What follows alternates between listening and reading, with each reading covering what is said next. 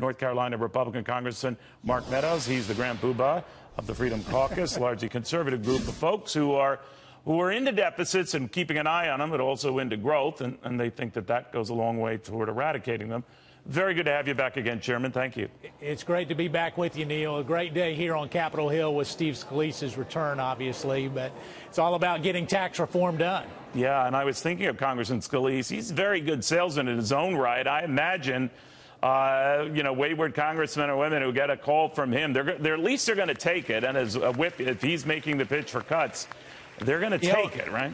You're exactly right, and I'll tell just a real quick story about that. I got a call from Steve Scalise from his hospital bed, whipping me on the budget and tax reform just a few weeks ago. So he's already at work, and you're more inclined to say yes when you get a call from Steve Scalise. Absolutely, yeah. We're all glad he's doing well. But what an incredible journey. Let's talk about the journey, if we can, sir, about where this tax cut is going. You and your conservative colleagues immediately said you were on board. Right. And that surprised some because they also know that you're concerned about deficits and debt and this cynical view that many have that this is going to worsen that it's going to go way beyond the $1.5 trillion that has been allocated, I guess, in a Senate Republican plan. Right. And that doesn't jibe with your concerns about deficits, debt. What do you say? Well, you just hit at the top of this segment the key thing: 3.1 GDP growth. You know, I can make the case if we cut these taxes the way that we're going after this in a bold way, what we're going to do is not see the anemic 1.8 to 2.2 GDP growth that we've had. Then what we're going to see is a 3.1, 3.3 GDP growth. Well, what happens is over a 15-year period, as long as we don't grow government at the same exponential rate, you end up balancing over a 15-year period. So we attack the deficits, certainly creating a deficit in the short term, but it's the only way that we can really have a bold tax reform effort right now. We're all in. I've been talking to my Senate colleagues today. I'm very excited about the progress we're making. Now, the only thing I see that has been offered out there, Congressman, is ending the deduction for state local taxes as a way to pay for this, or however you want to describe that. And that will only get you so far, maybe $1.5 trillion in 10 years. Are there other areas that I'm missing or maybe that have not been reported where you hope to recoup that? Well, obviously, there's probably going to be a couple of different areas. You know, the repatriation rate, whatever that's set at, that becomes a net plus in terms of a CBO score or joint tax score. Repatriation means money held abroad. That could be trillions that comes back to the United States. That is correct. Right? So we've got, some would say as much as $3 trillion in foreign investments and assets over there that you would actually be getting a tax boost from and bringing that back. A mandatory issue that's phased in probably, over 7 or 8 years.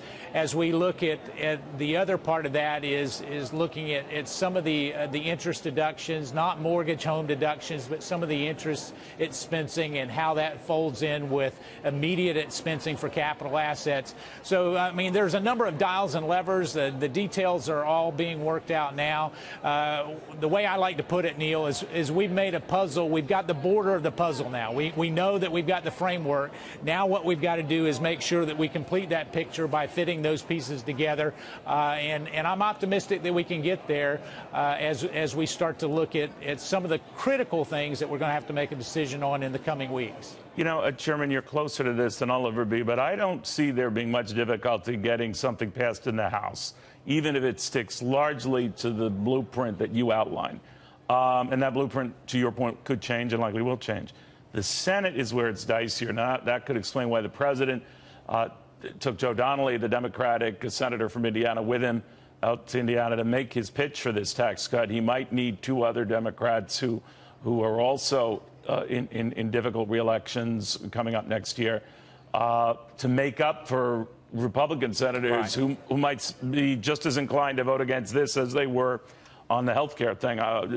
John McCain comes to mind. Lisa Murkowski of Alaska comes to mind. Maybe Susan Collins of Maine. You know the drill, that he is going to need those votes, and it's going to be much closer there. Do you agree with that?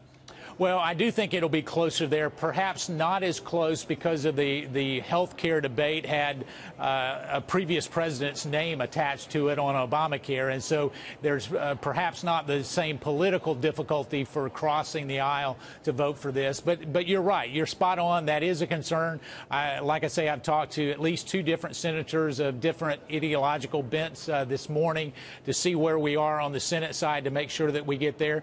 And then Jim Jordan and I just had a discussion not more than 30 minutes ago to suggest that what we're going to do is reach out to some of those moderate blue dog Democrats to see what we can do to bring them along. It would help in the Senate if we really make it a true bipartisan bill in the House. That's what we're working to do, and we think that so we if you can get enough blue dog Democrats, these, you know, the more conservative, the modern day boll weevils that Ronald Reagan was able to woo to his tax cuts, right. You get enough of them, that would compel or set the stage for Democratic senators to support it. Exactly, and the initial conversations have been really have gone very well, and so as we see that, you get a Joe Donnelly or a Manchin or you know, Claire McCaskill, all of those start to look at saying, well, we had Democrats vote for it in the House. It makes it an easier lift on the Senate side. Real quickly, that top rate that now it seems to be at 35%. There'd been talk back and forth. Maybe it's a negotiating wedge of a 4th rate, of one that would ensnare the very rich so that they don't get away or whatever. What are your thoughts on that?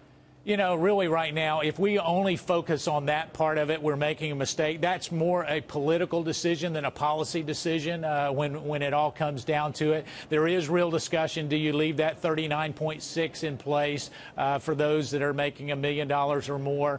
I think in the end, what we're trying to do is come up with a model where everybody can go to, you know, an on-site place, put in their particular income and see how this tax affects them. I know we're working on that in my personal office, and so as we start to see that, it's all about how it affects those people back on Main Street. This is going to lower their taxes. It's a great day. It's something that not only should moderates and conservatives come together on, but hopefully Democrats and Republicans as well. All right, Congressman, you've come a long way from the time your own party locked you in a janitor's closet and didn't want to hear from you. Hey, look at you now. I don't want to go back. There we go. All right. Thank you very, very much.